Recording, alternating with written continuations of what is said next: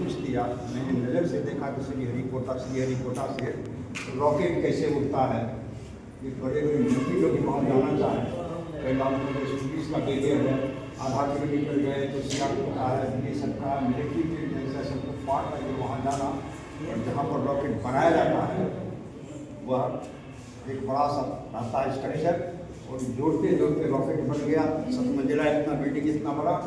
और उसको एक जो पटरी देखते हैं रेलगाड़ी की, उसे दुगुना चौड़ी पटरी होती है, दूर तक फिर उसको खींच करके ले जाता है 2 किलोमीटर दूर यहाँ पर बनता है। तो मैं सोचता था किताब पढ़ने से कि इतनी आग निकलती है, मिट्टी दल जाती होगी। जो मैंने वहाँ देखा श्रीहरिकोटा में, पटरी जो बनी हुई है पक्की के, उसके नीचे 30-35 फीट गढ़ा है और पानी भरा हुआ है। और वहाँ से जहाँ से कंट्रोल होता है वहाँ से बिल्कुल खाली 2 किलोमीटर तक एक्सीडेंट में अभी बगल में समुद्र का तो जैसे वो होता है मिनट नहीं लगता है कि 30-35 फीट पानी साथ से सारा का सारा सूख जाता है। ये मैंने देखा वहाँ पर श्रीहरिकोटा में।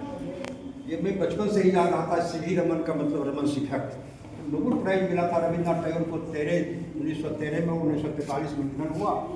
तो बीच में 30 वर्ष रविन्द्रनाथ टैगोर क्या किए ये सब मालूम है, कौन पेंटिंग्स बनाए, कौन कहानी लिखी, कौन कविताएं लिखी। और सीबीआई में तो 40 वर्ष जिंदा रहे नोबेल प्राइज के बाद। तो वो क्या बैठे रह गए? दिल्ली यूनिवर्सिटी में भी सब मैंने भाग लिया, सब वही रमन सिंह का पूछने का। मैं सोचने लगा कि जब जाता था Bengaluru Indian institute of science Raman Singh सब में जाता था। करीब 3 वर्षों में मैंने अंग्रेजी में लेख किया, करीब 6000 पृष्ठों का अध्ययन किया मैंने। अंग्रेजी में बना कर हिंदी जब किया तो जनसत्ता के संपादक ने कहा कि मैं 3 दिनों में छापूंगा।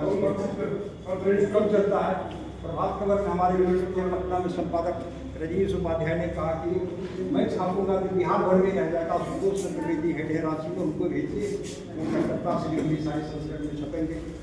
मैंने उनको भेजा तो उन्होंने कह दिया कि 4000 से ज़्यादा शब्द हैं, 1215 शब्द में लाइए। मैंने कहा मेरी स्थिति यह है कि अगर वो चारपाई में 4 कौवे होते हैं, एक को बात तोड़ दे तो वह बिल्कुल बेढंगा हो जाएगा। मेरी स्थिति, आप अपने संपादकीय कौशल से जो करना है कर लीजिए।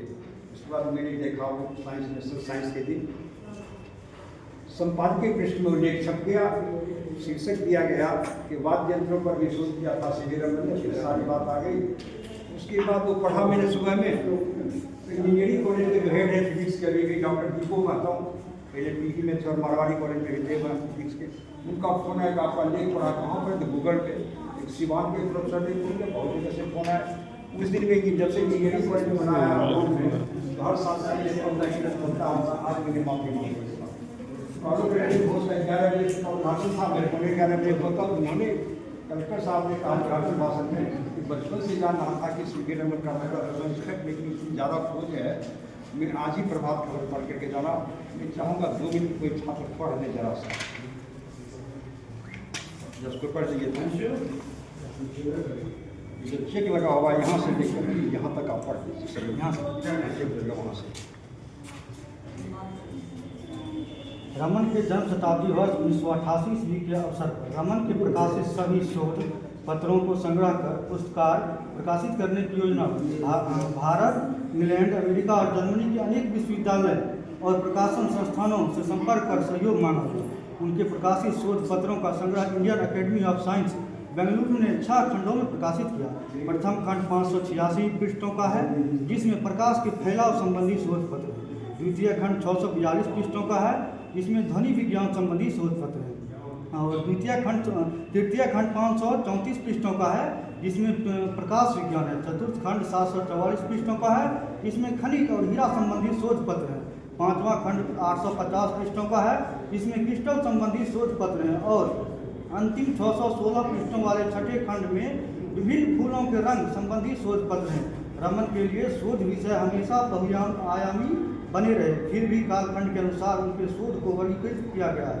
1910 ईस्वी से 1920 ईस्वी 1920 ईस्वी ध्वनि विज्ञान, 1920 ईस्वी से 1930 ईस्वी प्रकाश का फैलाव, 1930 से 1940 क्रिस्टल, 1940 से 1950 हीरा तथा अन्य क्रिस्टल, 1950 से 1960 खनिज पदार्थ और खनिज पदार्थों का प्रकाशन विज्ञान, 1960 ईस्वी से 1970 ईस्वी तक मनुष्य की दृष्टि रमन के व्यक्तिगत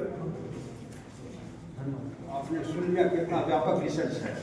अगर मुझको कहा जाए, मैंने बॉटनी की पढ़ाई की थी यूनिवर्सिटी में, कि सबसे बड़ा बोटेनिस्ट भारत में कौन हुआ, तो ये निस्संदेह सी.वी. रमन का नाम होगा। वैसे लोग बीरबल साहनी को लोग नाम लेते हैं, इसलिए कि बीरबल साहनी ने एक इंस्टीट्यूट बना दिया लखनऊ में, उनको याद करते हैं। लेकिन जितनी खोज सी.वी. रमन की बोटनी के बारे में है उतना भारत के किसी बोटेनिस्ट नहीं किया। लेकिन हम लोग सी.वी. रमन पर, ये मेरा जो लेख है गूगल में मिल जाता है पूरा, चाहे बच्चों को भी ले सकते हैं, किताब चल रही है मेरी, उसी का प्रिंट ला है। ये लेख लेना चाहिए, कैसे मिलेगा? फोटो कॉपी आप ले लीजिए मोबाइल से, पूरे लेख रहा है, उसमें क्या असर है। तो इस पर अभी तक बोटनी के बारे में मैंने भागलपुर यूनिवर्सिटी में बोटनी के हेड से भी चर्चा की, सी.वी. रमन के बारे में का मैंने कहीं पढ़ा तो नहीं, लेकिन एक सेमिनार में जब कलकत्ता यूनिवर्सिटी गए तो कलकत्ता के एक यूनिवर्सिटी ने न्यू रेडिएशन का भी नोबेल प्राइज मिला। अपने व्याख्यान में भी नोबेल फाउंडेशन में उन्होंने कहा, और किन कर्मचारियों ने उनकी मदद की नोबेल फाउंडेशन के भाषण में, सबका नाम लिया, मेरे इस लेख में आएगा, आप उसे भी दे सकते हैं, गूगल में भी दे सकते हैं। तो उन्होंने कहा कि रूस के मॉस्को स्टेट यूनिवर्सिटी के 2 वैज्ञानिक नीलम पत्थर जानते हैं ना आप लोग, निचला ग्रह के लिए ज्योतिषी लोग बताते हैं नीलम पत्थर नीले रंग का होता है। तो नीलम पत्थर पर एक्सपेरिमेंट कर रहा था तो देखा उसने रेडिएशन, और उसमें कम्बिनेटरी स्कैटरिंग ऑफ लाइट उसका नाम रखा रशियन वैज्ञानिक ने, वह भी शायद दुनिया में चले